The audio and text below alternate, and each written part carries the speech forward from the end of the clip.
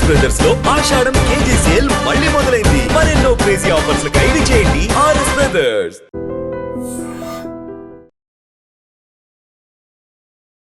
నమస్తే, welcome to I dream inside politics with కవిత.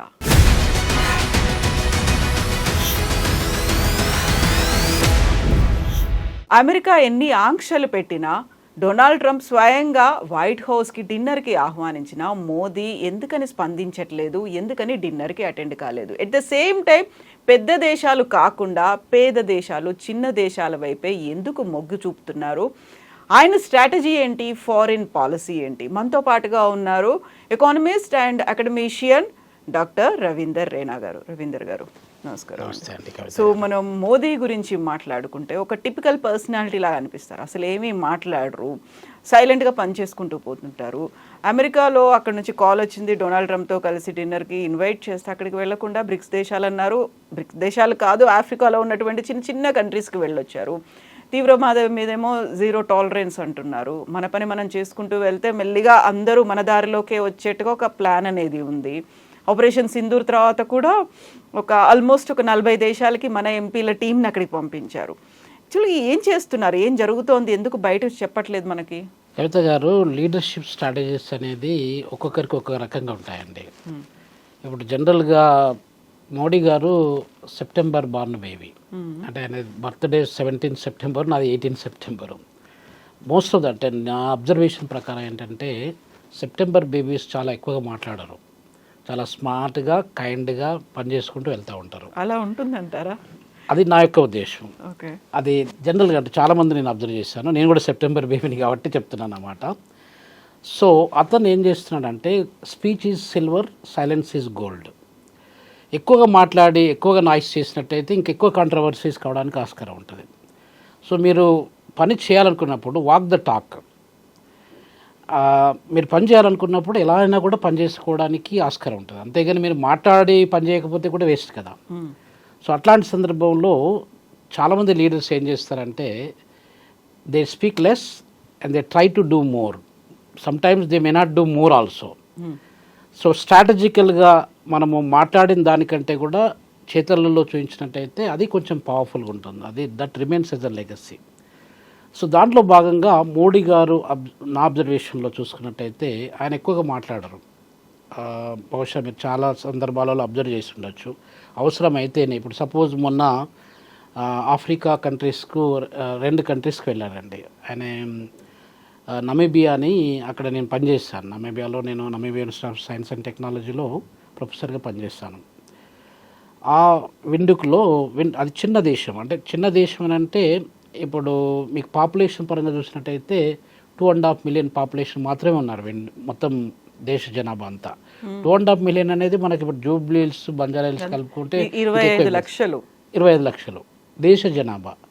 దేశం చిన్నది కాదండి. అది మీకు మొత్తము ప్రపంచంలో ఉన్న దేశాలలో పోల్చుకున్నట్టయితే అది 30వ స్థానంలో వస్తుంది సైజులో చూసుకున్నట్టయితే. అంటే దాదాపు 824 lakhs స్క్వేర్ కిలోమీటర్స్ ఏరియా ఉన్నటువంటి దేశం నమీబియా. నమీబియా పార్లమెంట్లో మాట్లాడాడు. అసలు ఆల్మోస్ట్ నమీబియా పార్లమెంట్లో ఒక ఇండియన్ ప్రైమ్ మినిస్టర్ మాట్లాడేది అది ఫస్ట్ టైం. అలాగే మొత్తము ఆయన విజిట్ చేసినాడు, అంటే ప్రైమ్ మినిస్టర్ అయినప్పటి నుండి ఇప్పటి వరకు విజిట్ చేసినటువంటి కంట్రీస్లో ఆయా పార్లమెంట్లో మాట్లాడింది ఆయన 17 కంట్రీస్ పార్లమెంట్లో మాట్లాడండి. సో అది మనం నెహ్రూ గారి నుండి, ఇందిరాగాంధీ గారి నుండి, ఇంకా వాజ్పేయి గారి నుండి ఎవరిని తీసుకున్నా కూడా వాళ్ళందరూ కలిపి, అందరు ప్రైమ్ మినిస్టర్ కలిపి, కొంతమంది 2 కంట్రీస్లలో మాట్లాడారు, కొంతమంది 3 కంట్రీస్లో మాట్లాడారు. అందరు కలిపి చేసిన దానికంటే మోడీ గారు చేసింది 17 కంట్రీస్లో అండి. 17 కంట్రీస్ పార్లమెంట్లో మాట్లాడిన ప్రధానమంత్రి మన మోడీ గారండి. సో అలా చేసుకుంటూ వస్తున్నారు. అంటే ఇప్పుడు స్ట్రాటజిక్గా ఇప్పుడు నమీబియా పాపులేషన్ పరంగా చూసుకుంటే చిన్న దేశం, స్ట్రాటజిక్గా కానీ సైజు పరంగా చూసుకున్నా కానీ నమీబియా కంటే దాదాపు ఒక 80 దేశాలు ఏంటి, దాదాపు 100 దేశాల పైన చిన్న దేశాలు ఉన్నాయండి సైజులో చూసుకున్నట్టయితే. ఇప్పుడు మీకు వాటికన్ సిటీ ఉందనుకోండి, వాటికన్ సిటీ అనేది ఎంత, అది కంట్రీ అని చెప్పి అనుకుంటాం. దాని పాపులేషను 1000 మంది కూడా ఉండరండి అక్కడ. దాని మొత్తం size, area size 0.44 square kilometre, అంటే దాదాపు ఒక 1/2 స్క్వేర్ కిలోమీటర్ మాత్రమే ఉంటుంది సైజు. వాటికన్ సిటీ రోమ్ సెంట్రల్లో ఉంటుందన్నమాట.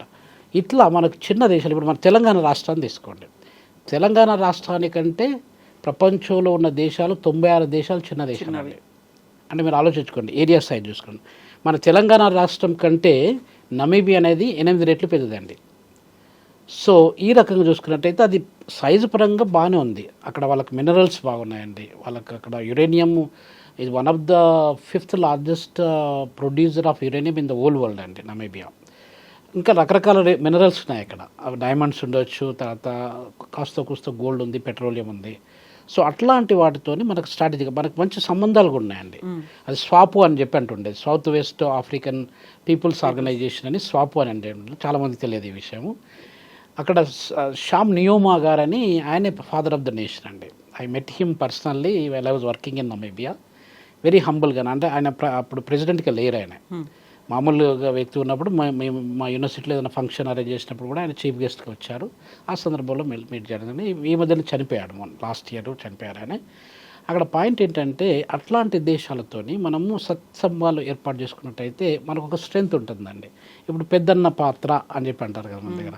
పెద్దన్న పాత్రలాగా అతను పెద్దన్న పాత్ర, ఇప్పుడు మనము ఏమంటాము, అది మనకు తెలుగులో ఏం చెప్తారంటే విశ్వగురు అని చెప్పి ఒక మాట చెప్తూ ఉంటారు.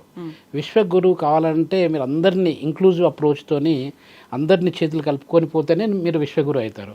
పెద్దన్న అనగానే అమెరికా పెద్దన్న అనేది వినిపిస్తుంది కదా. ఎన్నో ఏళ్ల నుంచి పెద్దన్న అంటే అమెరికానే అనుకున్నాం కదా, అట్రిబ్యూట్ అయిపోయింది. అలాగే ఇప్పుడు అమెరికా కాదా పెద్దన్న? చూడండి, ఆర్థిక పరంగా చూసినట్టయితే మేడం, పెద్దన్న పాత్ర అంటే ఇప్పుడు వాళ్ళు ఆర్థిక ప్రపంచంలో ఉన్న మొత్తం దేశాలలో చూసుకున్నట్టయితే ఆర్థికంగా అమెరికా ఇస్ నెంబర్ 1 అండి. 1871 నుండి ఇప్పటి వరకు దాదాపు 153-154 సంవత్సరాల పాటు అమెరికా ఒకటే పెద్దన్న పాత్ర. అంటే ఆర్థికంగా పెద్దన్న పాత్ర అంటే రకరకాలుగా పొలిటికల్గానా లేకపోతే సోషల్గానా అనే రకరకాల యాంగిల్లో మనం చూసుకోవచ్చు. ఆర్థికంగా చూసినట్టయితే ఆర్థికంగా 154 సంవత్సరాల పాటు ఏ కంట్రీ కూడా అమెరికాని ఇప్పటివరకు బీట్ చేయలేదు. ఆ సైజ్ ఆఫ్ ది ఎకానమీ చూసుకున్నట్టయితే, అంటే ఇప్పుడు సపోజ్ ఒక 31 ట్రిలియన్ డాలర్ల ఎకానమీ వాళ్ళది. ప్రపంచ ఆర్థిక వ్యవస్థ అనేది మనకు 100 ట్రిలియన్లు అయినట్టయితే 100 ట్రిలియన్లలో అమెరికా ఒకటే దాదాపు 30% పైన కాంట్రిబ్యూట్ చేస్తుంది. ఆ రకంగా చూసినట్టయితే పెద్దన్న పాత్ర. పాపులేషన్ తీసుకోండి, పాపులేషన్ మొత్తం అమెరికాలో ఎంత అండి? 340 మిలియన్స్ మాత్రమే. సో మన దగ్గర ఆల్మోస్ట్ 145 కోట్ల, ఇప్పుడు స్టాటిస్టిక్స్ ఆల్వేస్ వ్యారీస్, 145 కోట్ల జనాభా మన దగ్గర ఉంటే వాళ్ళ దగ్గర కనీసము 34 కోట్ల జనాభా కూడా లేరు. సో అంటే మీరు ఆలోచించండి, పాపులేషన్లో మనం పెద్దవాళ్ళం. సో ఏ రకంగా పెద్దవాళ్ళం అనేది ఏరియా సైడ్ని తీసుకోండి. ఏరియా సైడ్ని తీసుకుంటే రష్యా పెద్దది, 17.2 మిలియన్ల స్క్వేర్ కిలోమీటర్లు, ఆల్మోస్ట్ అమెరికా కంటే 2 రష్యా పెద్దదండి. సో ఏరియా పరంగా అది పెద్దది. అంటే ఇప్పుడు పెద్దన్న పాత్ర అంటే మీరు అన్నట్టుగా కవిత గారు, మనకు ఆర్థిక పరంగా వాళ్ళు పెద్ద అని చెప్పి మనం అనుకుంటున్నాం. ఎందుకంటే అది మొత్తం ఎవ్రీథింగ్, మీ దగ్గర ఒక 100 రూపాయలు ఉన్నాయి, నా దగ్గర ఒక 50 రూపాయలు ఉన్నాయి, ఇంకా వేరే వాళ్ళ దగ్గర ఎట్లా ఉన్నాయంటే మీరు గొప్ప అని చెప్పి చెప్పుకుంటాం, ఎందుకంటే మీ కాంట్రిబ్యూషన్ ఎక్కువ కాబట్టి. సో అది పెద్దన్న పాత్ర. నిజంగా చూసుకున్నట్టయితే పెద్దన్న పాత్ర అనేది భారతదేశము పెద్దన్న పాత్ర అనేది చాలా సంవత్సరాల నుండి ప్లే చేసుకుంటూ వచ్చింది. ఎడ్యుకేషన్ పరంగా కానీ, కల్చర్ పరంగా కానీ, వాల్యూ సిస్టమ్స్ గురించి కానీ, వేరే ఏ యాంగిల్లో చూసినా కదా పెద్దన్న పాత్ర, అది మన వసుదైక కుటుంబం అని అనుకుంటాం కదా, ఆ రకంగా పెద్దన్న పాత్ర ప్లే చేసుకుంటూ వచ్చింది. ఇప్పుడు ఆ పెద్దన్న పాత్రను మనము కీపప్ చేసుకొని ముందుకెళ్ళాలి. మనం ఇప్పుడు 4వ పెద్ద ఆర్థిక వ్యవస్థ అండి. అంటే first America 31 trillions, second around 18.6 trillions China, Germany అనేది 4.3 ట్రిలియన్స్. అంటే జర్మనీకి మనకు పెద్ద ఒక చాలా మైన్యూట్ చేంజ్ ఉంది.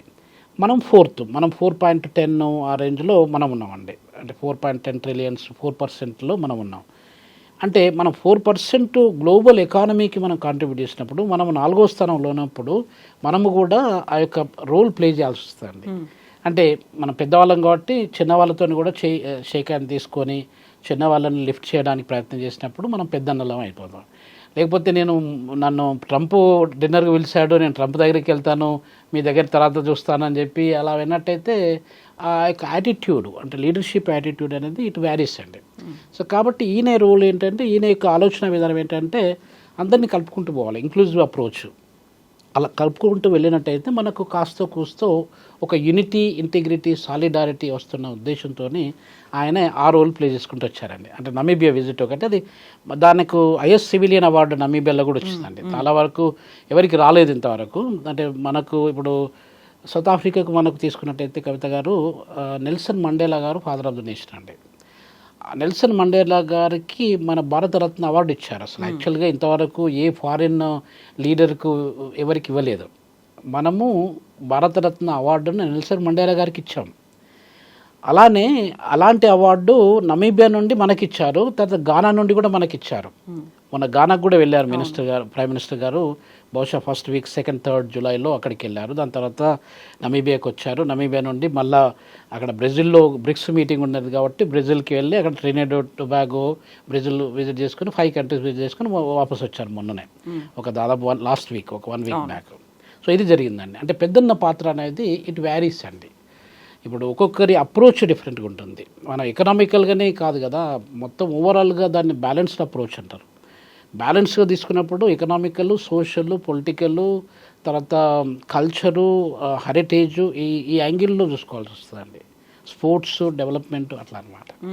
సో ఇప్పుడు అమెరికాని కాదన్నారు, రష్యాతో ఫ్రెండ్షిప్ అనేది ఒకటి ఉంటుంది. వాళ్ళు ఎన్ని ఆంక్షలు పెట్టినప్పటికీ కూడా డిఫెన్స్ సిస్టమ్ అనేది, లేకుంటే ఫ్యూయల్కి సంబంధించి కూడా అంతా మేము రష్యా నుంచి తీసుకుంటామని ఒకవైపు ఎదిరించినట్టుగా కనిపిస్తోంది. ఎట్ ద సేమ్ టైం మనం ఆపరేషన్ సింధూర్ టైంలో ద రెసిస్టెంట్ ఫ్రంట్ని మనం ఉగ్రవాద సంస్థగా మనం అనౌన్స్ చేశాము. ఎప్పటి నుంచో అది మన లిస్ట్లో ఉంది, టెర్రరిస్ట్ లిస్ట్లో ఉంది. వెరీ రీసెంట్గా అమెరికా కూడా దాన్ని గుర్తించి almost few hours back, 24 hours back దాన్ని కూడా అలాగే అనౌన్స్ చేసింది. సో మన దారిలోకి తెచ్చుకునే ప్రయత్నమా, దాన్ని ఎలా చూడొచ్చు? కవిత గారు, ఇప్పుడు పరిస్థితి ఏంటంటే యాక్చువల్గా ది రెసిస్టెంట్ ఫ్రంట్ అనేది ఒక టెర్రరిస్ట్ ఆర్గనైజేషన్. అది 2019లో స్టార్ట్ చేస్తారు. 2019 అంటే అరౌండ్ 6 years అవుతుంది. 2019 అక్టోబర్లో స్టార్ట్ చేశారు. అది ఎందుకు స్టార్ట్ చేశారనేది కూడా మీకు ఒక చిన్న వివరణ ఇస్తాను. ఇప్పుడు 370 ఆర్టికల్ మనకు, నేను చిన్నప్పుడు చదువుకున్నది ఏంటంటే 370 ఆర్టికల్ అనేది కశ్మీర్లో మీరు భారతదేశ పౌరుడైనా కూడా కశ్మీర్లో భూమి, జాగా కొనుక్కోవడానికి మీకు ఇలాంటి హక్కు లేదు. కశ్మీర్ అనేది ఒక 370 ఆర్టికల్ ప్రకారంగా సెపరేట్ ఎంటిటీ. అది మన రాష్ట్రం, మన అంటే దాన్ని రాష్ట్రాలలో ఒక రాష్ట్రంగా జమ్మూ కాశ్మీర్ అనేది అనుకున్నా కూడా అది ఒక సెపరేట్ అటానమస్ పవర్స్ దానికి ఇచ్చారనమాట. అంటే ఇప్పుడు సపోజ్ ఫారిన్ కంట్రీస్లో మీరు ఏ కంట్రీలో కావాలంటే ఆ కంట్రీలో భూమి జాగాలు కొనడానికి లేదు, అలాంటి స్టేటస్ దానికి ఇచ్చారనమాట. ఆ 370 ఆర్టికల్ను ఎప్పుడైతే రద్దు చేసి వాటిని యూనియన్ టెరిటరీస్గా మనము డివైడ్ చేసి, లడఖ్ కానీ, కాశ్మీర్ కానీ, జమ్మూ కానీ డివైడ్ చేసి ఎప్పుడైతే భారతదేశ ప్రభుత్వము మన భారతదేశంలో విలీనం చేసి, ఇప్పుడు దమన్ డయ్యూ ఉందనుకోండి, పాండిచ్చేరి ఉందనుకోండి, తర్వాత లక్షద్వీపులు ఉన్నాయనుకోండి, ఇట్లా మన దగ్గర యూనియన్ టెరిటరీస్ ఉన్నాయి. ఆ యూనియన్ టెరిటరీస్ వాటి యొక్క స్టేటస్ ఎలా ఉందో జమ్మూ కాశ్మీర్ స్టేటస్ కూడా అలానే తీసుకొచ్చి పెట్టారనమాట. అలా చేసినప్పుడు ఈ పాకిస్తాన్ బేస్డ్ టెర్రరిస్ట్ ఆర్గనైజేషన్స్ దీన్ని స్టార్ట్ చేశారనమాట. ఇప్పుడు హిజ్బుల్ ముజాహిద్దీన్, ఇట్లాంటి లష్కర్ తోయిబాలు, అట్లా రకరకాల టెర్రరిస్ట్ ఆర్గనైజేషన్స్ ఉన్నాయి. అలానే ది రెసిస్టెన్స్ ఫ్రంట్ అనే దాన్ని స్టార్ట్ చేశారంట 2019. ఇది ఆగస్టు ఆ రేంజ్లో జరిగిపోయింది. వాళ్ళు అక్టోబర్లో స్టార్ట్ చేశారు, 2019 అక్టోబర్లో. అప్పటి నుండి చాలా అటాక్స్ చేశారు మన వాళ్ళ మీద. అంటే రకరకాల ఏంటంటే మన పాకిస్తాన్ ఆక్యుపైడ్ కాశ్మీర్ ఉంది కదండి, పాకిస్తాన్ POK అని అంటాం మనం. ఈ Pakistan occupied Kashmir almost 5200 square kilometres ల్యాండ్ను ఆక్రమించారండి. అంటే 5000 అంటే మన హైదరాబాద్ ప్లేస్ లాంటి కనీసం 3-4 ఏరియాస్ అంత జాగను వాళ్ళు ఆక్రమించుకొని మనకు స్వతంత్రం వచ్చినప్పటి నుండి ఇప్పటివరకు కవిత గారు 1947 నుండి ఇప్పటివరకు మనకు వాళ్ళకు యుద్ధాలు కూడా జరిగినాయి పాకిస్తాన్ మనకు. సో ఈ టెర్రరిస్ట్ ఆర్గనైజేషన్స్ను వాళ్ళు పోషించుకుంటూ వచ్చారండి. పోషించి ఇండియాలో ప్రతిసారి అడుగున ప్రతిరోజు, ప్రతి నెలకు కానీ, ప్రతి వీక్ కానీ ఏదో ఒక రకంగా వాళ్ళు ప్రాబ్లమ్స్ క్రియేట్ చేస్తూ వచ్చారు. కాశ్మీర్లో రక్తపాతం. సో ఇది అంటే దానికి బేస్ చేసుకొని దీన్ని స్టార్ట్ చేశారండి. స్టార్ట్ చేసినాక మొన్న పహల్గామ్లో మీకు అటాక్ అయింది, మీకు అందరు తెలుసు. 22 ఏప్రిల్లో పహల్గామ్లో ఇన్నోసెంట్ టూరిస్టులు అండి, దాదాపు 25-26 మంది టూరిస్టులను పిట్టల్ని కాల్చినట్టుగా కాల్చి చంపేశారు. అది చాలా మేజర్ షాక్. అసలు మనకు దాదాపు ఒక 2008 తర్వాత మళ్ళీ 2025లో జరిగినటువంటి అన్ని ఇన్సిడెంట్స్ చూసినట్టయితే అది చాలా మ్యాసాకర్ కైండ్ ఆఫ్, అంటే మేజర్ అటాక్ అనమాట హ్యూమన్ బీయింగ్స్ మీద. ఇన్నోసెంట్ పీపుల్ అండి. వాళ్ళ టార్గెట్ ఏంటంటే మేడం, ఇప్పుడు పొలిటికల్ లీడర్స్, అక్కడ ఉన్నటువంటి సర్పంచ్లు, చిన్న చిన్న లీడర్స్ ఉంటారు కదా, ఆ ఏరియాలో ఉన్నటువంటి లీడర్స్, పహల్గామ్ కానీ దాని పక్కన ఉన్న విలేజెస్ కానీ, ఆ లీడర్స్ను టార్గెట్ చేసి చంపడము, తర్వాత ఎవరైనా బిజినెస్ పీపుల్ ఉంటే వాళ్ళను టార్గెట్ చేయడము, టూరిస్టులను చేయడం. టూరిస్టులను చేసినప్పుడు అయితే ఏమవుతుందంటే, ఇప్పుడు మనము టూరిస్ట్ అట్రాక్షన్లో వేరే దేశాలతో కంపేర్ చేసినట్టయితే మన ఏషియా ఖండంలో మనం వీఆర్ రిలేటివ్లీ బెటర్ అనమాట. అంటే థాయిలాండ్, సింగపూరు, ఇట్లాంటి వియత్నాము, వీటికి ఉన్న టూరిస్టులు అది వేరనుకోండి.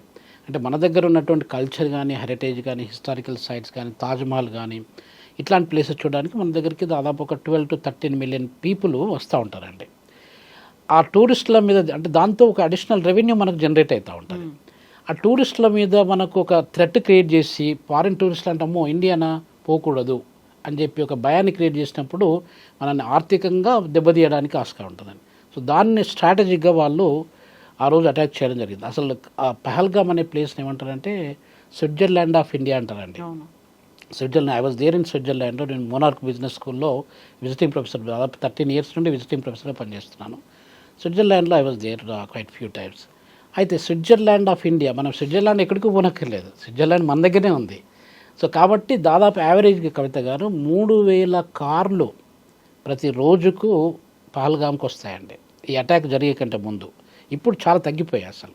అక్కడ ఉన్న బిజినెస్లు, అక్కడ ఉన్న చోటమోట అవి గల్లీలో అవి అమ్ముకునే వాళ్ళు కూడా ఈ రోజులలో అమ్ముకునే పరిస్థితిలో ఉన్నారండి. సో వాళ్ళందరూ ఎలా బతుకుతారు? అక్కడ ఉన్న ప్రజలు చాలా పేద ప్రజలు, వాళ్ళకి వేరే సోర్స్ ఆఫ్ ఇన్కమ్ అంటూ లేదండి. ఈ టూరిజం ద్వారానే వచ్చేటువంటి ఇన్కమ్ను ఈ ది రెసిస్టెంట్ ఫోరము అనే Pakistan based or Pakistan government supported terrorist organization అనేది దెబ్బతీయడానికి ప్రయత్నం చేసిందండి. దాంట్లో భాగంగానే మనకు ఆపరేషన్ సింధూర్ అని మన గవర్నమెంట్ ఆఫ్ ఇండియా స్టార్ట్ చేయడం జరిగింది, వాళ్ళ మీద అటాక్ చేయడం జరిగింది. తర్వాత అటాక్లో we lost and we also won, major portion we won. అలాంటి సందర్భంలో అమెరికా వాళ్ళు మళ్ళీ ఇంటర్ఫియర్ అయిపోయి మనల్ని లేదు ఆపేయండి మీరు వారు, అది పెద్ద మొత్తంలో అసలు తాడో పేడో తేల్చుకునే పరిస్థితి ఉంటుండేదండి. సో అటువంటిప్పుడు మనల్ని అసలు అక్కడ ఆపేయడం జరిగింది. అప్పుడు అలానే కంటిన్యూ అయినట్టయితే మనకు ఏదైనా ఒక క్లియర్ పిక్చర్ అనేది వస్తుండేదండి. ఇప్పుడు పాకిస్తాన్ ఆక్యుపైడ్ కాశ్మీర్ ఉన్నది, మన ల్యాండ్ అసలు యాక్చువల్గా. ఇప్పుడు పాకిస్తాన్ యొక్క ఆర్థిక వ్యవస్థను తీసుకున్నట్టయితే కవిత గారు, మనం తమిళనాడు అనేది ఒక రాష్ట్రం అండి. తమిళనాడులో ఎంతైతే ఆదాయం వస్తుందో తమిళనాడు నుండి భారతదేశానికి, దానికంటే తక్కువ ఆదాయము పాకిస్తాన్ నుండి వస్తుందండి. అరౌండ్ 250-260 బిలియన్స్ మాత్రమే వస్తుంది. మీరు బాంబే తీసుకున్నట్టయితే దాదాపు మహారాష్ట్ర ఏరియాలో $400 బిలియన్ల పైన ఆదాయము ఒక్క రాష్ట్రం నుండి వస్తుంది. అంటే మీరు ఆర్థిక పరంగా పాకిస్తాన్ చూసుకున్నట్టయితే పెద్ద ఆర్థిక వ్యవస్థ కాదు అది. 250-260 బిలియన్లు అంటే చాలా చిన్న ఆర్థిక వ్యవస్థ. ఈవెన్ మా సౌత్ ఆఫ్రికా నుండి కూడా కంపేర్ చేసినట్టయితే దాదాపు ఒక 40%-45% చిన్న ఆర్థిక వ్యవస్థ అండి అది. సో అట్లాంటి ఆర్థిక వ్యవస్థ వాళ్ళు మనల్ని, భారతదేశాన్ని దెబ్బతీయాలి అనే ఉద్దేశంతో రకరకాలుగా, అంటే పొలిటికల్గా కానీ ఇలాంటి టెర్రరిస్టుల ద్వారా కానీ వాళ్ళు సూటిగా మనతో కొట్లాడలేరండి. వాళ్ళ దగ్గర న్యూక్లియర్ పవర్స్ ఉన్నాయి, మన దగ్గర న్యూక్లియర్ పవర్స్ ఉన్నాయి. We're among the top 7-8 countries ప్రపంచం మొత్తం మీద ఉన్నట్టయితే రష్యా, అమెరికా, ఫ్రాన్సు, తర్వాత ఇండియా, చైనా, ఇట్లా చూసుకున్నట్టయితే వాళ్ళకు కూడా ఉన్నాయి. Doesn't mean that they are greater than us. మన ఈ భూభాగాన్ని చూసుకున్నట్టయితే కూడా ఇప్పుడు నమీబియా అని చెప్పాను కదా, ఆల్మోస్ట్ నమీబియా సైజ్ అంత దేశం అది. సో కాబట్టి వాళ్ళు ఒక రకంగా బ్లేమ్ అండ్ షేమ్, అంటే హౌ టు బ్లేమ్. ఇప్పుడు మీరు పెద్దవాళ్ళు ఉన్నారండి, పెద్దవాళ్ళ మీద బురద తల్లేసినట్టే వాళ్ళ మీద ఒక మచ్చ పడ్డట్టే లెక్క కదా. సో అలాంటి పరిస్థితులలో అలాంటి స్ట్రాటజిక్గా వీళ్ళను ఈ టెర్రరిస్ట్ ఆర్గనైజేషన్లను డెవలప్ చేసుకుంటూ వచ్చారండి. మొన్ననే అసలు just 1-2 days back American vice president గారు కూడా డిక్లేర్ చేశారు. అంటే India considered the resistant front అనే దాన్ని టెర్రరిస్ట్ ఆర్గనైజేషన్గా మనం ముందు నుండి గుర్తించాం. దాదాపు 5-6 years వాళ్ళు స్టార్ట్ చేసినప్పటి నుండి గుర్తించాము. ఎందుకంటే మనము విక్టిమ్స్ అండి, వేరే ప్రపంచంలో అమెరికా విక్టిమ్ కాదు, ఏదో థాయిలాండ్ విక్టిమ్ కాదు, ఇంకేదో ఇరాన్ ఇరాక్ విక్టిమ్ కాదు, మనము డైరెక్ట్ విక్టిమ్. మన కొరకే ఏర్పాటు చేసినటువంటి ఆర్గనైజేషన్. సో మనం ఇన్నోసెంట్ సోల్జర్స్ చాలామంది చనిపోయారండి. కర్నల్ కూడా ఒక అతను చనిపోయాడు పాపం. సో ఇలా అంటే రకరకాల యాంగిల్స్లో బిజినెస్ పీపుల్ మీద, పొలిటీషియన్స్ మీద, మన సోల్జర్స్ మీద, మన ఆర్మడ్ ఫోర్సెస్ మీద అలా అటాక్ చేస్తూ ఒక థ్రెట్ని క్రియేట్ చేసుకుంటూ వచ్చారండి. అప్పుడు గవర్నమెంట్ స్ట్రాటజీ ఏంటంటే వీళ్ళకి ఏదైనా ఒక గుణపాఠం చెప్పాలి, ఒక బుద్ధి చెప్పాలి అనే ఉద్దేశంతో ఆపరేషన్ సింధూర్ స్టార్ట్ చేయడం జరిగింది. దానిలో చాలా వరకు మనం విన్నాం. అసలు ఒక క్లియర్ పిక్చర్ వస్తుండేదండి. మనం ఇంకా కొద్ది రోజుల పాటు మనము అది వార్ కంటిన్యూ చేసినట్టయితే we would have had a better picture. Pakistan would have come down to our knees అనమాట, కాళ్ళ కిందికి వచ్చేటువంటి పరిస్థితుల్లో ఉంటుండేది. కానీ ఇంకా పాలిటిక్స్లో ఇప్పుడు మీరు చెప్పారు కదా, పెద్దన్న పాత్ర అంటే ఆర్థికంగా వాళ్ళు పవర్ఫుల్ కాబట్టి వాళ్ళ మాటను మనం వినాల్సి వచ్చిందనమాట. అది జరిగిందండి. సో ఇప్పుడు పేద దేశాల వైపు చూడడం కావచ్చు, చిన్న దేశాల వైపు చూడడం కావచ్చు, మనకెలా హెల్ప్ అవుతుంది అనుకుంటున్నారు?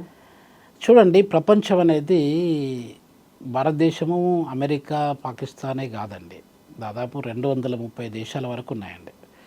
సైజ్ పరంగా చూసుకున్నట్టయితే మన ఆంధ్రప్రదేశ్ ఇప్పుడు డివైడ్ ఆంధ్ర, మనకు ఆంధ్ర తెలంగాణ కాకముందుకు మనము మన దేశంలోనే 5 పెద్ద రాష్ట్రాలలో మనం పెద్దవాళ్ళమండి. ఇప్పుడు మన ఆంధ్రప్రదేశ్ రాష్ట్రాన్ని తీసుకున్నాం, ఆంధ్రప్రదేశ్కును మనకు దాదాపు మనం 112,000 స్క్వేర్ కిలోమీటర్స్ ల్యాండ్ మన తెలంగాణ రాష్ట్రంలో ఉన్నట్టయితే మేడం, దాంట్లో అంటే ఆంధ్రప్రదేశ్లో 1,62,000 స్క్వేర్ కిలోమీటర్స్ ల్యాండ్ వాళ్ళు ఉన్నారండి. అంటే మనకంటే 50,000 స్క్వేర్ కిలోమీటర్స్ ల్యాండ్ వాళ్ళకి ఎక్కువ ఉందండి ఆంధ్రప్రదేశ్కి. ఆంధ్రప్రదేశ్తో కంపేర్ చేసినట్టయితే కవిత గారు, దాదాపు 120 దేశాలు మొత్తం ప్రపంచంలో చిన్న దేశాలు ఆంధ్రప్రదేశ్ కంటే తక్కువగా. మన తెలంగాణతో పోల్చుకున్నట్టయితే 96 దేశాలు చిన్న దేశాలండి. కొరియా ఉందనుకోండి, సౌత్ కొరియా అనేది డెవలప్డ్ కంట్రీ అని అనుకుంటాం మనం. మన ఏషియాలోనే జపాను, సౌత్ కొరియా, సింగపూర్ ఇవి డెవలప్డ్ కంట్రీ. మన దాంట్లో ఎంత చిన్న దేశం అండి అది, మన తెలంగాణలో పోల్చుకున్నట్టయితే చాలా చిన్నది. 80,000 స్క్వేర్ కిలోమీటర్లు మాత్రమే ఉంది, మన దగ్గర 112 ఉన్నట్టయితే. ఇజ్రాయెల్ తీసుకోండి, ఇజ్రాయెల్ కూడా మనకంటే తిన్నదే అది. సో ఇట్లా మనకు మొత్తం దేశాలను చూసుకుంటే పోర్చుగల్ కావచ్చు, ఇట్లా రకరకాల దేశాలను తీసుకున్నట్టయితే లగ్జంబర్గ్ ఇవన్నీ కూడా చిన్న చిన్న కంట్రీస్ అండి. మనం చాలా పెద్ద రాష్ట్రము, ఒక రాష్ట్రము భారతదేశంలో తెలంగాణ రాష్ట్రము దానికంటే కూడా చాలా చిన్న దేశాలు, అంటే 96 దేశాలు ఉన్నాయని చెప్పాను కదా, అలా ఉన్నాయండి. ఇప్పుడు ఇలాంటి వాటితో మనం ప్రపంచం అనుకున్నప్పుడు మేడం, ఈ 230 దేశాలు కలిపితేనే ప్రపంచం. రష్యా అనేది 17.2 మిలియన్ స్క్వేర్ కిలోమీటర్ అని చెప్పాను కదండి. అంటే ప్రపంచంలో ఎంత పెద్ద దేశం, ఇప్పుడు మొత్తం ప్రపంచము మనకు 500 మిలియన్ల స్క్వేర్ కిలోమీటర్స్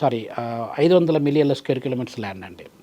500 మిలియన్ల మనకు Pacific ocean, Atlantic ocean, Indian ocean ఇవన్నీ వెళ్ళిపోతే దాదాపు 76% ఏరియా అంతా వాటర్లోకి వెళ్ళిపోతే 24% మాత్రమే మనకు భూభాగం అండి. ఆ భూభాగంలో అంటే ఇప్పుడు 500 మిలియన్ స్క్వేర్ కిలోమీటర్స్లో మేడం మనకు 149 మిలియన్ల స్క్వేర్ కిలోమీటర్ ల్యాండ్ మాత్రమే భూభాగం అని అంటాం, సర్ఫేస్ ఆఫ్ ద ఎర్త్. ఆ surface of the earth Russia 17.2 million square kilometre. ఆలోచించండి, మన ఆఫ్రికా ఖండం మొత్తము 31 మిలియన్ స్క్వేర్ కిలోమీటర్స్ అండి. ఏషియా ఖండము ఒకటి దాదాపు 46 మిలియన్ స్క్వేర్ కిలోమీటర్స్. ఇలా ఉన్నప్పుడు ఇప్పుడు చిన్న చిన్న దేశాలు చెప్పాను, నావరు ఒకటి ఉందండి. నావరు, తువాలు అనేది చాలా చాలా చిన్న ఒక చీమల్ లాంటి దేశాలు. అవి మన పసిఫిక్ మహాసముద్రంలో ఒక చిన్న ఐలాండ్ కంట్రీస్ అండి. ఫిజీ ఉందనుకోండి, ఫిజీలో మన భారతీయులు కూడా చాలామంది ఉన్నారు, మన ప్రైమ్ మినిస్టర్ కూడా మన భారతీయ ఓట్లేని అతను. సో ఇట్లాంటి దేశాలలో మేడం ఏమవుతుందంటే వాటిని ఎవరు పట్టించుకుంటారు చెప్పండి. కిరిబాతి ఉందనుకోండి, సోలమన్ ఐలాండ్స్ ఉన్నదనుకోండి, నేను పాపువా న్యూగినీలో పనిచేస్తాను, పాపువా న్యూగిని ఉందని, ఇలాంటి దేశాలను ఎవరు పట్టించుకుంటారు? ఎవరో ఒకరు ముందుకు మన అందరం కలిసి పనిచేసుకుంటాము అన్న ఒక పెద్దన్న పాత్ర, ఒక లీడర్షిప్ రోల్ ప్లే చేసే గ్లోబల్ లీడర్ లేకపోతే వీటన్నిటిని అవన్నీ స్కాటర్ అయిపోతాయి. వాటికి ఒక యూనిటీ ఉండదు, ఒక ఇంటిగ్రిటీ ఉండదు. ఇప్పుడు పాము అనేది మన తెలుగులో ఒక మాట చెప్తారు కవిత గారు, ఎంత పెద్ద పామైనా, ఎంత పెద్ద తాచుపామైనా కూడా చలిచీమల చేత చుక్కి తాచుపాము చనిపోతుందని చెప్పంటాం.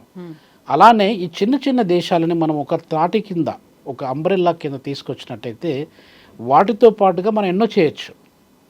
డిగో గార్షియా కానీ తర్వాత రకరకాల స్ట్రాటజిక్ లొకేషన్ చిన్న చిన్న ఐలాండ్స్ని ఆక్రమించుకొని ప్రపంచంలో ఉన్నటువంటి అగ్రగామిగా ఉన్న దేశాలు they are playing a dominant role. Not that they are powerful, but స్ట్రాటజిక్గా ఇట్లాంటి చిన్న చిన్న దేశాలను యూజ్ చేసుకొని అక్కడ వాళ్ళ ఆర్మీ బేస్ను సెటప్ చేసుకొని ఆయా ప్రాంతాలని వాళ్ళు కంట్రోల్ చేసుకుంటూ వస్తున్నారండి. సో భారతదేశం అట్లా కంట్రోల్ చేసే ఉద్దేశం కాదు.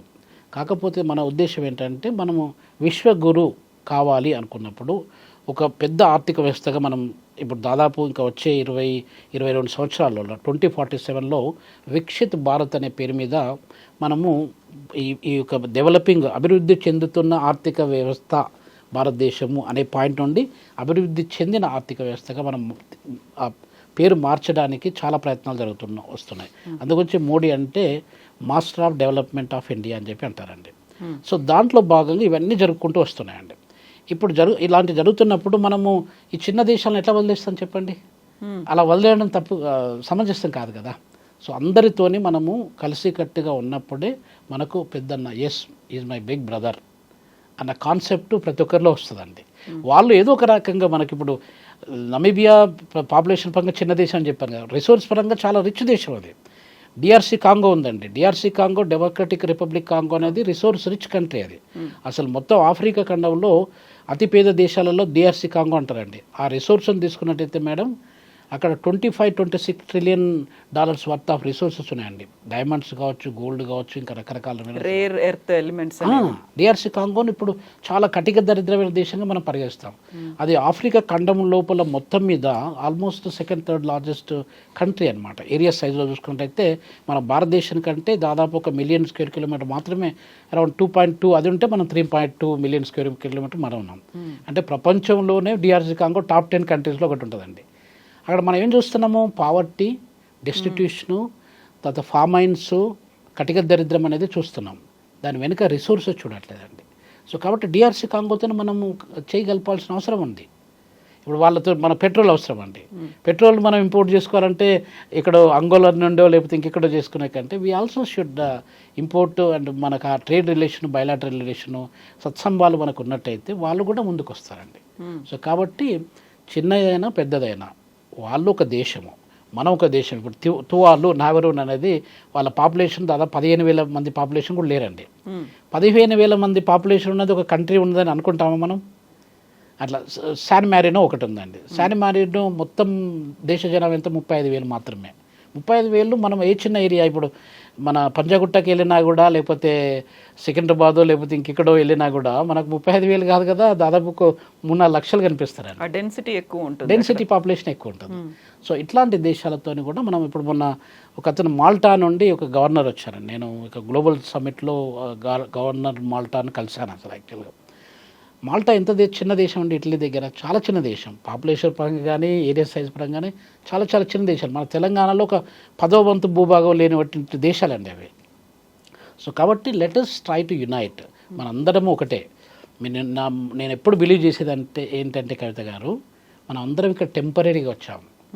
ప్రైమ్ మినిస్టర్ కానీ, ప్రెసిడెంట్ కానీ, గవర్నర్ కానీ, సామాన్యుడు కానీ, సెక్యూరిటీ గార్డ్ కానీ, ప్యూన్ కానీ, మనం అందరం కూడా సామాన్య మానవులమే. ఒకరోజు ప్రజలు మిమ్మల్ని నమ్ముకున్నారు కాబట్టి మీరు ప్రైమ్ మినిస్టర్ అయ్యారు. Doesn't mean that you are greater than a common man. మీకు ఒక లీడర్షిప్, మీ మీద నమ్మకంతో ఒక లీడర్షిప్, ఆ యొక్క గౌరవాన్ని, ఆ యొక్క పవర్ను మీ చేతిలో పెట్టారు. సో కాబట్టి మన అందరం ఏదో ఒకరోజు వెళ్ళిపోయేటోళ్ళం. మీరు వాజ్పేయి గారు వెళ్ళిపోయారు, ఇందిరాగాంధీ గారు వెళ్ళిపోయారు, అందరూ వెళ్ళిపోయారు, గాంధీ గారు వెళ్ళిపోయారు, అందరం కూడా వెళ్తాం. సో ఈ ఉన్న టైం లోపట్ల మనం ఎంత ఇదిగా, ఎంత యూనిటీని మనం డెవలప్ చేస్తున్నాం, ఎంత మార్పును మనం పాజిటివ్ మార్పును తీసుకొస్తున్నాం, ఎంత వాల్యూని మనం యాడ్ చేస్తున్నాం, దట్ మ్యాటర్స్ అండి. అది మనం చేయకపోతే ఇంకా అంత లీడర్షిప్ అనేది విలువ లేకుండా అయిపోతుంది. లీడర్ అనేవాడు ఎప్పుడైనా కూడా ఈ has to produce more leaders than followers అండి. అలా చేసినోడే నిజమైన లీడర్. ఇక్కడే క్రిటిసిజం అనేది కూడా వస్తుంది కదా. ఇప్పుడు కరోనా టైంలో మన దగ్గర ఉన్నటువంటి వ్యాక్సిన్స్ కావచ్చు, మందులు కావచ్చు, ఇక్కడ ఉన్నటువంటి ఆక్సిజన్ సిలిండర్ కావచ్చు, ఇవన్నీ కూడా నైబర్స్ ఫస్ట్ అని వాళ్ళకి కూడా పంచారు. ఎక్కడో ఆఫ్రికాలో ఉన్న వాళ్ళకి కూడా ఇచ్చారు. మన దగ్గర బెడ్స్ గురించి కావచ్చు, వెంటిలేటర్స్ గురించి, మెడిసిన్స్ గురించి పట్టించుకోలేదు అనేటువంటి ఒక విమర్శ ఉంది. ఇప్పుడు కూడా మనమేమో ఎయిమ్ హై అనేది ఒకటి పెట్టుకున్నాము. చాలా 5 ట్రిలియన్ ఎకానమీ, 3rd లార్జెస్ట్ ఆ ప్లేస్లో ఉండాలి అనేది ఇంత పెట్టుకున్న తర్వాత డిఫెన్స్ మీద ఖర్చు పెట్టాల్సిన అవసరం వస్తుంది. మనకే బోల్డ్ అని వైద్య, విద్య వసతులు కల్పించాల్సినటువంటి ఉన్నాయి. ఇప్పటికీ కూడా ప్రాపర్ వాటర్ కానీ, ప్రాపర్ శానిటేషన్ కానీ, విద్యుత్ కానీ లేని ప్లేసులు ఉన్నాయి. వీటన్నిటి గురించి పట్టించుకోకుండా మన పిఎం అయి ఉండి ఇంకెక్కడికో వెళ్ళి వాళ్ళకు ఒక హెల్పింగ్ హ్యాండ్ ఇవ్వడం ఎందుకు? వాళ్ళకి హెల్ప్ చేయాల్సిన అవసరం ఉంది. ఫస్ట్ మనం కదా, మన దేశం కదా ఫస్ట్ అనే మాట, దాన్ని ప్రాపర్గా మోదీ అడ్రస్ చేయలేకపోతున్నారా, మనకు కమ్యూనికేట్ చేయలేదా, ఆయన స్ట్రాటజీ ఎందుకని చెప్పలేకపోతున్నారు మరి? కరెక్ట్ ప్రశ్న అండి కవిత గారు. ఇప్పుడు మాగా అని చెప్పి ఒకటి స్లోగన్ వచ్చింది ఈ మధ్యకాలంలో, మేక్ అమెరికా గ్రేట్ అగైన్ అని చెప్పి. ఆ యొక్క చిన్న స్లోగన్తోని మన ట్రంప్ గారు రెండోసారి అమెరికా అధ్యక్షుడిగా పట్టాలు తీసుకున్నారండి. అది అంటే ఇప్పుడు ఇండియా కూడా మేక్ ఇండియా గ్రేట్ అగైన్ అంటే మనకు ఆల్రెడీ గ్లోరీ అనేది ఇండియా ప్రపంచ ఆర్థిక వ్యవస్థలో మేడం మనమంతా దాదాపు 1800 సంవత్సరాల పాటు మనం అగ్రగామి దేశము ఉంటుండేదండి. అంటే నంబర్ 1 ఎకానమీ ప్రపంచంలో ఎప్పుడు ఏది ఉంది 1800 సంవత్సరాల కంటే కింద, దాని కంటే ముందు అనుకున్నట్టయితే మనకు భారతదేశం ఉంటుండేది. చైనా కూడా ఉంటుండేది అనుకోండి, మధ్య మధ్యలో ఎక్కువ శాతం భారతదేశం ఉంటుంది. అంటే హిస్టారికల్గా ఇప్పుడు ఈ మాట నేను భారతీయుని భారతీయ ఆర్థికవేత్తను అని చెప్పి చెప్పుకునే కంటే యాంగస్ మ్యాడిసన్ అని ఒక బుక్ రాశాడండి. యాంగస్ మ్యాడిసన్ దాదాపు 2000 years of economic history of the world economy అనే దాని గురించి రాశాడు. దాంట్లో ఉన్నటువంటి క్లియర్గా ఇచ్చినటువంటి స్టాటిస్టికల్ ఇండికేటర్స్ని బేస్ చేసుకొని అమెరికా ఆర్థికవేత్త అమెరికా దేశం యొక్క ఆర్థిక వ్యవస్థ అనేది 2.5 ఉన్నప్పుడు మనము 25% మనము అంటే అమెరికా కంటే 10 రెట్లు మనం కంట్రిబ్యూట్ చేస్తుండేదండి. యూకే కూడా 1.8 ఉన్నప్పుడు వీఆర్ ఆల్రెడీ నంబర్ 1 అండి. సో అట్లాంటిది యూకే మనల్ని దాటిపోయింది. ఎందుకు వాళ్ళు మనల్ని కాలనైజ్ చేసి దాదాపు 200 సంవత్సరాల పైగా మనల్ని రూల్ చేసి మన దగ్గర రిసోర్సెస్ తీసుకెళ్లారు కాబట్టి దే బికెమ్ రిచ్. అమెరికాలో రిచ్ రిసోర్సెస్ ఉన్నాయండి. భూభాగం మొత్తం మీద అమెరికా దాదాపు ఒక nearly 9 million square kilometres land. అంటే మనకంటే అమెరికా 3 రెట్లు పెద్దదండి భూభాగంలో చూసినట్టయితే. మన జనాభాలో చూసినట్టయితే మనకంటే చాలా చిన్నది అనుకోండి ఇప్పుడు నేను చెప్పినట్టుగా. సో ఏది చేసినప్పటికీ కూడా కవిత గారు మనకు లీడర్షిప్లో మనము వేరే వాళ్ళు పెద్దవాళ్ళు ఆల్రెడీ వాళ్ళు పెద్దవాళ్ళనే చూసుకోవడానికి ప్రయత్నం చేస్తూ ఉంటారు. చిన్నవాళ్ళని ఎప్పుడు పట్టించుకోరు. మనం చిన్నవాళ్ళని పట్టించుకొని చిన్నవాళ్ళతో స్నేహం చేసి చిన్నవాళ్ళని పైకి తెస్తూ ఉన్నప్పుడు మనకు ఒక సస్టైనబుల్ ఒక సిస్టమ్ అనేది డెవలప్ అయిపోతుందండి. ఏది చేసినా కూడా ఎప్పుడైనా ఏమైనా ప్రాబ్లం వచ్చినా కూడా అన్నీ మనకు సపోర్ట్ చేయడానికి ఆస్కారం ఉంటాయి. సపోర్ట్ చేసినా చేయకపోయినా కూడా మన లెగసీ అంటే ఒక భారతదేశం ఇక్కడ identity of India, not a leaders అనే వాళ్ళు వస్తూ ఉంటారు పోతూ ఉంటారు. That is not an issue. India remains number 1. India is a great country. అది మనకు హిస్టారికల్గా మనం ప్రూవ్ చేసాము. తర్వాత సైన్స్ అండ్ టెక్నాలజీలో కూడా మనం నంబర్ 1 అండి. ఇప్పుడు మన ఏరోప్లేన్ ఉంది కదా, ఏరోప్లేను రైట్ బ్రదర్స్ కనుక్కున్నారని చెప్పి నేను వాషింగ్టన్ డీసీకి ఒక 10 years బ్యాక్ వెళ్ళినప్పుడు రైట్ బ్రదర్స్ కనుక్కున్న విమానాన్ని నేను ఆ మ్యూజియంలో చూశానండి. వాషింగ్టన్లో ఒక మ్యూజియం ఉంటుంది, ఆ మ్యూజియంలో కనిపిస్తుంది. అట్లాంటి అది ఎన్ని సంవత్సరాల కింద జరిగింది? జస్ట్ 100 సంవత్సరాలు, 1922 ఆ రేంజ్లో జరిగింది. 1922కి ఇప్పటికి 2025కి ఎంత ఎవల్యూషనరీ చేంజెస్ వచ్చాయి చూడండి మీరు విమానం యొక్క ఎయిర్ ఇండస్ట్రీలో. అటువంటిది మనకు అట్లాంటి డెవలప్మెంట్స్ శివకర్ బాబూజీ అని రైట్ బ్రదర్స్ కంటే ముందు శివకర్ బాబూజీ అనే ఆయన మనకు ఏరోప్లేన్ కనుక్కున్నారండి. ఎంతమంది తెలుసండి ప్రపంచంలో శివకర్ బాబూజీ గురించి? అది ఎందుకని బయటికి రాలేదు మరి? ఇది జరుగుతుంది. ఇప్పుడు భారతదేశంలో చాలామంది ఫేమస్ ఎకనామిస్టులు ఉన్నారండి, ఫేమస్ సైంటిస్టులు ఉన్నారు, ఫేమస్ మెడికల్ ప్రాక్టీషనర్స్ ఉన్నారు, ఫేమస్ లీడర్స్ ఉన్నారు డిఫరెంట్ యాంగిల్స్లో. వాళ్ళ పేర్లు బయటికి రావు. ఎందుకంటే ఒక డామినెన్స్ పవర్ అనేది ప్రపంచంలో యూరోపు లేకపోతే అమెరికా లేకపోతే ఆస్ట్రేలియా లేకపోతే న్యూజిలాండ్ లేకపోతే కెనడా ఇవే కంట్రీస్ డెవలప్ అనేది ఒక రకమైనటువంటి హెజిమనీ క్రియేట్ చేసుకుంటూ వచ్చారు డామినెన్స్ను. మనం ఎంత గొప్ప పని చేసినా కూడా మనల్ని గొప్ప అని అనరండి. మన దగ్గర చాలా గొప్ప వాళ్ళు ఉన్నారు. ఇప్పుడు మన లీడర్స్ చూసుకోండి మీరు, సుందర్ పిచ్చయ్య గారు కానివ్వండి, సత్యనాథన్లో మన హైదరాబాద్ నుండి మన తెలుగు వద్దనం. ఇట్లాంటి లీడర్స్ మీరు అమెరికా వ్యవస్థలో చూసుకున్నట్టయితే 127 మంది బిలియనీర్లు ఉన్నారండి. ఏది అమెరికాలో దాదాపు 800 మంది బిలియనీర్లల్లో 127 మంది బిలియనీర్లు నాలాగా అంటే వేరే దేశాల నుండి అక్కడికి వచ్చి సెటిల్ అయిన వాళ్ళు బిలియనీర్లు అయిన వాళ్ళు ఉన్నారండి.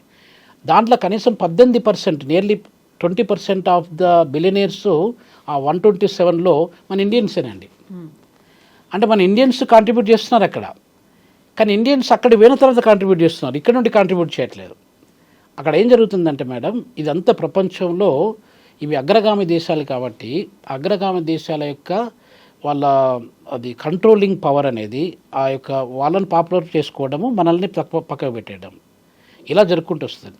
లేకపోతే మన దేశంలో ఉన్నటువంటి ఇప్పుడు మన దగ్గర నోబెల్ ప్రైజ్ వచ్చిన వాళ్ళు హరగోవింద్ ఖురానా కానివ్వండి, లేకపోతే అమర్త్య కుమార్ సేన్ కానివ్వండి, ఇట్లాంటి మన ఇంకొక వెంకటరామన్ కానివ్వండి, ఇట్లాంటి వాళ్ళకు నోబెల్ ప్రైజ్ వచ్చేసాయి మన మన మన భారతీయులు వాళ్ళు అసలు యాక్చువల్గా.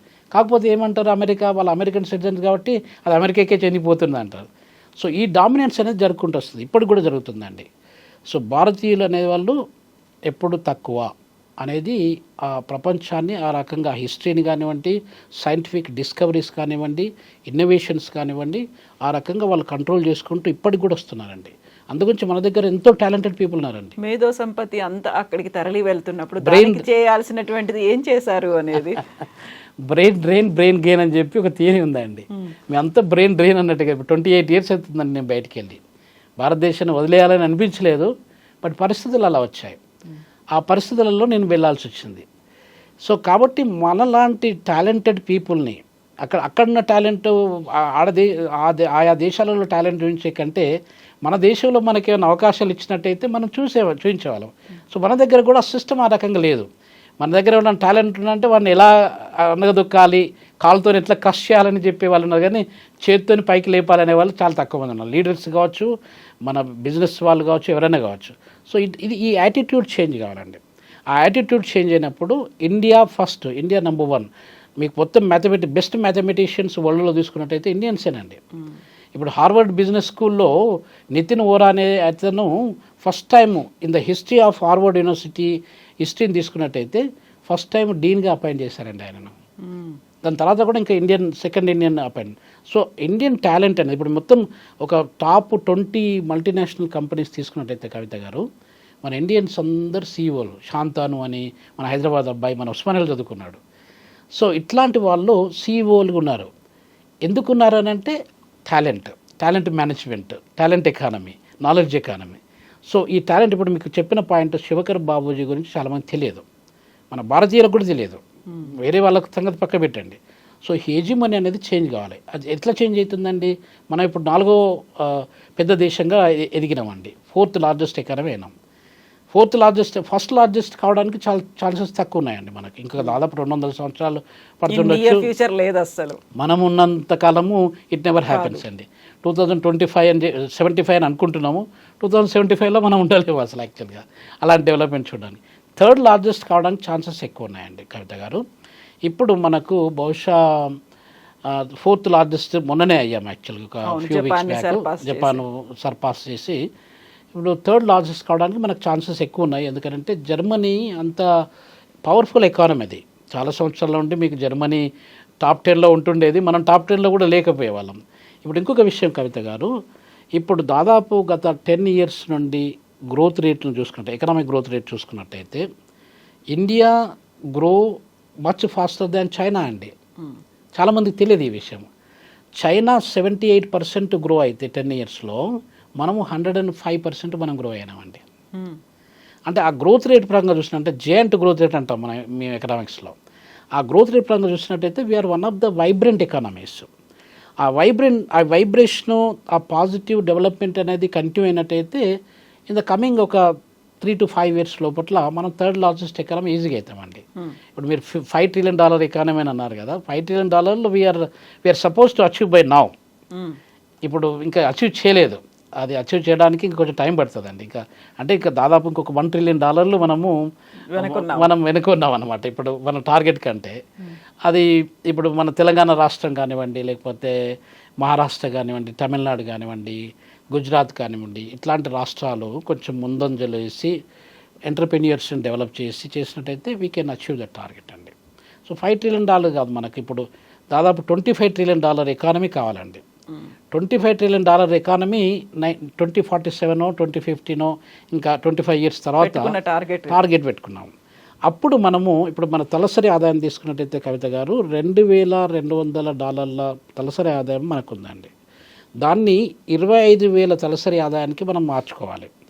అంటే దాదాపు 10 times పెంచాలండి. ఇప్పుడు మనకు వరల్డ్ బ్యాంక్ ఇదంతా ఎందుకు చేస్తారు, అసలు ఈ డెఫినేషన్ అంటే ఏంటంటే చాలామందికి అర్థం కాదండి. ప్రపంచ బ్యాంకు అనేది ఈ యొక్క డెఫినేషన్ను క్రియేట్ చేస్తుంది. ఏది ప్రపంచంలో అభివృద్ధి చెందిన దేశం డెవలప్డ్ కంట్రీ, ఏది డెవలపింగ్ కంట్రీ అనేది ఒక క్లియర్ కట్ డెఫినేషన్ ఉందండి. ఎవ్రీ ఇయర్ వాళ్ళు అడ్జస్ట్ చేస్తూ ఉంటారు డెఫినేషన్. ప్రస్తుతం ఉన్నటువంటి డెఫినేషన్ ప్రకారం కవిత గారు $12,600 తలసరి ఆదాయం ఉన్నట్టయితే అది అభివృద్ధి చెందిన దేశం కింద వస్తుందండి. $1,000 కంటే తక్కువ ఉన్నటువంటి దేశాలన్నీ కూడా లో ఇన్కమ్ కంట్రీస్ అని చెప్పి అంటారండి. Low income countries, middle income countries, upper middle income countries అని చెప్పి చెప్తారన్నమాట. 4 categories. South Africa $6,800 per capital ఇన్కమ్తో మేము అప్పర్ మిడిల్ ఇన్కమ్ కంట్రీ కింద ఉన్నామండి, ఆ కేటగిరీలో ఉన్నాం. మొత్తం ఆఫ్రికాలో 8 దేశాలు కూడా upper middle income country status లేవు. అంటే మారిషస్, సీచెల్స్, బోట్స్వానా ఇట్లాంటి దేశాలు మాత్రము సౌత్ ఆఫ్రికాతో పాటు సమంగా ఉన్నాయన్నమాట. మనం అప్పర్ మిడిల్ ఇన్కమ్ కంట్రీ కావాలంటే ఇంకా దాదాపు మనకు 5 years కంటే ఎక్కువ పట్టవచ్చు. అంటే మనకు $2,200 పర్ క్యాపిటల్ ఇన్కమ్ ఉంటే almost 3 times more than India south ఆఫ్రికాకు $6,800 పర్ క్యాపిటల్ ఇన్కమ్ ఉందండి. చూడండి, అంటే సౌత్ ఆఫ్రికాకు మన కంపారిజన్ అసలు చేయలేము. బట్ 2 దేశాలను కంపేర్ చేసినట్టయితే మేడం, అక్కడ దేశ జనాభా 62 మిలియన్ల జనాభా, అంటే 6 కోట్ల, అక్కడ 20 లక్షలు మాత్రమే దేశ జనాభా. మనము దాదాపు 30 రెట్లు 30 times we're bigger in terms of population than south Africa అండి. సో ఈ రకంగా చూసుకున్నట్టయితే ఆ ఎకానమీ చెప్పాను కదా ఇంతకుముందు, ఎకానమీ పరంగా చూసినట్టయితే మహారాష్ట్ర ఒక రాష్ట్రము, సౌత్ ఆఫ్రికా ఒక దేశము. ఈ 2 ఇంకా మహారాష్ట్రనే అగ్రగామిగా ఉందండి. అంటే సౌత్ ఆఫ్రికా కంటే ముందు, సౌత్ ఆఫ్రికా కంటే ఎక్కువగా. అంటే దాదాపు $410 బిలియన్ ఎకానమీ సౌత్ ఆఫ్రికా చేతిలో ఉన్నట్టయితే మహారాష్ట్రలో అంతకంటే $420-430 బిలియన్ల తేడాతో ఉన్నది. అంటే ఈ కంపారిజన్ మీకు ఎందుకు చెప్తున్నానంటే అర్థం చేసుకోవడానికి. ఈ వరల్డ్ బ్యాంక్ అనేది ఎవ్రీ ఇయర్ జూలైలో, ఈ మంత్లోనే అడ్జస్ట్ చేస్తూ ఉంటారండి డెఫినేషన్. రష్యా ఒకప్పుడు డెవలప్డ్ కంట్రీ ఉంటుండే, ఆ బార్ అనేది పెంచుకుంటూ పోతుంటే రష్యా వాళ్ళు అక్కడికి మీట్ కాకుండా రష్యాకు $13,000-18,000 ఇన్కమ్, $20,000 ఇన్కమ్ కూడా ఉంటుండేది పర్ క్యాపిటల్ ఇన్కమ్. వాళ్ళ దేశ జనాభా 148 మిలియన్ పీపుల్ అండి అక్కడ. అంటే 13 కోట్లు అనుకోండి, ఆల్మోస్ట్ 13 కోట్లు. అయితే వాళ్ళకు ఇప్పుడు రష్యాను ఎలిమినేట్ చేయాలి, రష్యాను డెవలప్డ్ కంట్రీ అని చెప్పకూడదు, బ్రెజిల్ని కూడా డెవలప్డ్ కంట్రీ అని చెప్పకూడదు, ఇవన్నీ కూడా డెవలపింగ్ కంట్రీస్ అని చూపించాలనే ఉద్దేశం ఉందని బార్న్ రేజ్ చేసుకుంటూ వెళ్తున్నారు. మనకు $300 నుండి $500 ఇన్కమ్ లేని బురుండి, బుర్కినా ఫాసో, తర్వాత సౌత్ సుడాను, చాద్, నైజరు ఇట్లాంటి దేశాలల్లో $500 కూడా లేదండి. అంటే చూడండి, తలసరి ఆదాయం అనేది సింగపూర్ లాంటి దేశాలలో $140,40,000 తలసరి ఆదాయం అక్కడ ఉంటే, ఈ చాదు, ఈ బురుండి ఇట్లాంటి దేశాలలో $500 కూడా లేదండి. అంటే ఇంత వేరియేషన్ చూడండి. ఈ వేరియేషన్ మనం తగ్గాలంటే మనం అందరం కలిసికట్టుగా పనిచేస్తూ ఉండాలి. ఆ కలిసికట్టుగా పనిచేసినప్పుడు మనకు ఇప్పుడు ఈ డిఫరెన్సెస్, మనకు అంత డిఫరెన్సెస్ ఉంటాయి, కల్చరల్ కానీ, ఎకనామిక్ పరంగా కానీ, పొలిటికల్గా కానీ అన్ని డిఫరెన్సెస్ ఉంటాయి. కానీ there should be some common platform. ఆ కామన్ ప్లాట్ఫామ్లో మనం అందరం ఒకటే, ప్రపంచ దేశాలన్నీ ఒకటే, ప్రపంచ దేశాలన్నీ కలిసికట్టుగా పనిచేసినట్టయితే ఈ ప్రపంచాన్ని అతి ఉన్నతమైన, అతి సుందరమైనటువంటి ప్రపంచంగా దీన్ని మనం క్రియేట్ చేసుకోవచ్చు అనేది ఒక కాన్సెప్ట్ పెట్టుకోవాలండి ప్రతి లీడర్ కూడా. అది చాలా చాలా ఇంపార్టెంట్ మనకి ఈ రోజులలో. సో దాన్ని మోదీ ఫాలో అవుతున్నారా ఇప్పుడు? అది అనుకుంటాను నేను. అంటే డిఫరెంట్ పర్స్పెక్టివ్స్, పీపుల్ అందరు వీఆర్ నాట్ పర్ఫెక్ట్ అండి. భగవంతుడు కూడా పర్ఫెక్ట్ కాదు అసలు వాస్తవం చెప్పాలంటే. సో అది భగవంతుడిని పర్ఫెక్ట్ అని చెప్పి మనం అనుకుంటాం. అలానే మన అందరం కూడా హ్యూమన్ బీయింగ్స్. మనం 10 పనులు చేస్తే దానిలో ఒక 5 పనులు 6 పనులు కరెక్ట్ కావచ్చు, 4 పనులు క్రిటిసైజ్ చేసే వాళ్ళు ఉంటుండొచ్చు, 10 పనులను కూడా క్రిటిసైజ్ చేసే వాళ్ళు ఉంటుండొచ్చు. కానీ మనం చేసేది ఏదో ఒక రోజు మంచి అనేది ఒక రిజల్ట్ కనిపిస్తుందండి. మిమ్మల్ని మీరు నమ్ముకోవాలి, మీ పాలసీని మీరు నమ్ముకోవాలి, మీ ఫిలాసఫీని నమ్ముకోవాలి, మీ స్ట్రాటజీని నమ్ముకోవాలి. ఇలా చేసుకుంటూ వెళ్ళినట్టయితే కవిత గారు జనరల్గా అది కావడానికి ఆస్కారం ఉంటుంది. సో ఈ ప్రపంచ బ్యాంకు ఈ డివిజన్స్ వల్ల ప్రపంచాన్ని డివైడ్ చేసుకుంటూ వచ్చారండి. ఈ డివిజన్ అనేది దాదాపు ఇప్పుడే కాదు, దాదాపు ప్రపంచ బ్యాంక్ ఏర్పాటు చేసిన 1948 నుండి ఇప్పటి వరకు కూడా ప్రపంచంలో అభివృద్ధి చెందిన దేశాలు కొన్ని మాత్రమే, 25%. అది హెవీ కాంపిటీషన్ ఉంది అక్కడ ఈ పర్ క్యాపిటల్ ఇన్కమ్ బార్ వల్ల. ఇప్పుడు నేను చెప్పే పాయింట్ ఏంటంటే కవిత గారు, మనము $25,000 పర్ క్యాపిటల్ ఇన్కమ్ రీచ్ కావాలనుకుంటే, అంటే ఇప్పుడు ఎవ్రీ ఇయర్ వాళ్ళు పెంచుకుంటూ పోతారు కదా, ఇప్పుడు వచ్చే 25, 23, 25 సంవత్సరాలలో అప్పటి వరకు $25,000 ఈజీగా అయిపోతుంది. ప్రపంచంలో ఇప్పుడు $12,600 డెవలప్డ్ కంట్రీ అంటున్నాం. అది అప్పుడు 25 సంవత్సరాల తర్వాత $25,000 కంటే పైన వెళ్ళిపోతుంది.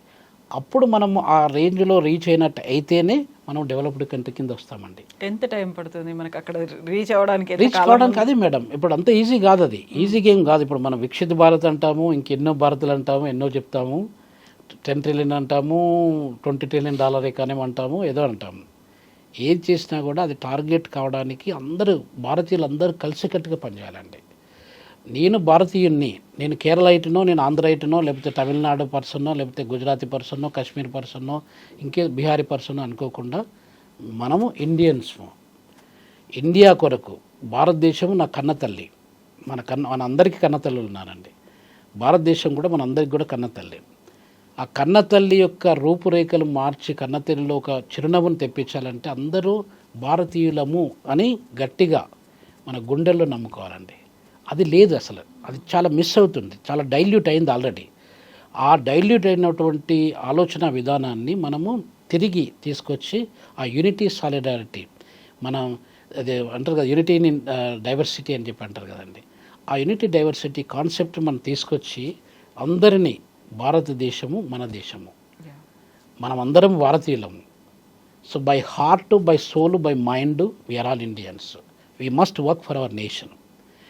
అంటే ఆ గ్లోరీ ఏదైతే ఉందో, ప్రపంచంలో అగ్రగామిగా ఉన్నటువంటి భారతదేశము ఈ రోజులలో మళ్ళీ అభివృద్ధి చెందిన దేశంగా మారిందంటే మనందరికీ కూడా ఒక సిగ్గు చేయటం యాక్చువల్గా.